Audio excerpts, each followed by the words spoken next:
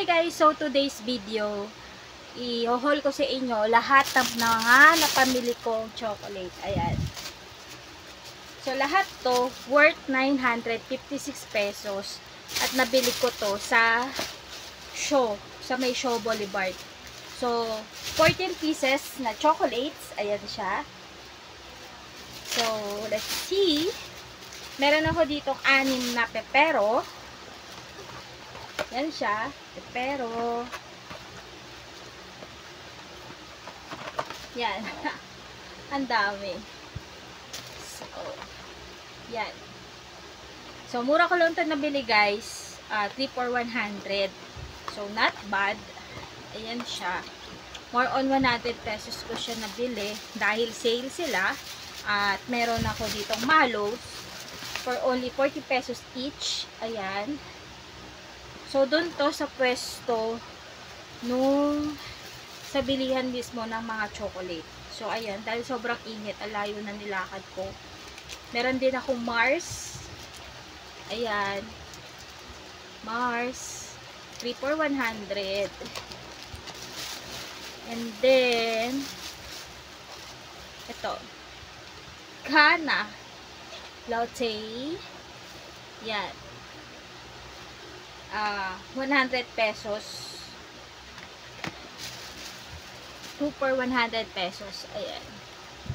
2 for 100 pesos. Ito isa guys, dark chocolate. Ayan siya. Then ito, milk chocolate.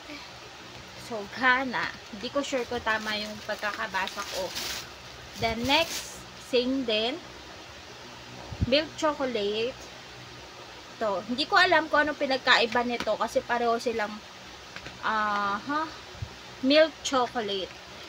Kaso magkaiba lang siya ng kulay. Kung ano pinagkaiba nilang dalawa. So, ayan. So, milk chocolate. And then, meron pa ako ditong Alfinella. Alfinella. So, hindi ko alam. So, yan. 2 for 100 guys. Ang flavor nito is milk chocolate with strawberry taste filling. Yan. And siya. Next. Milk chocolate with raisins and peanuts. Ayan. More on chocolates tayo guys. Then last. White chocolate. So ayan. Napagkamalan ko siya una na cheese. Pero yung kulay lang niya. So yun. So, ito lahat yung mga napamili ko sa Shaw Boulevard. Sobrang nag-hoard tayo sa chocolates, guys. So, ito siya.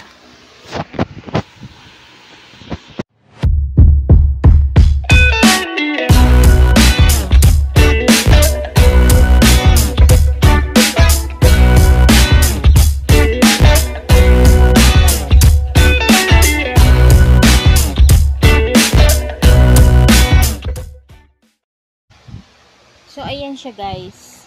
Ayan. Ito yung Mars. Ayan.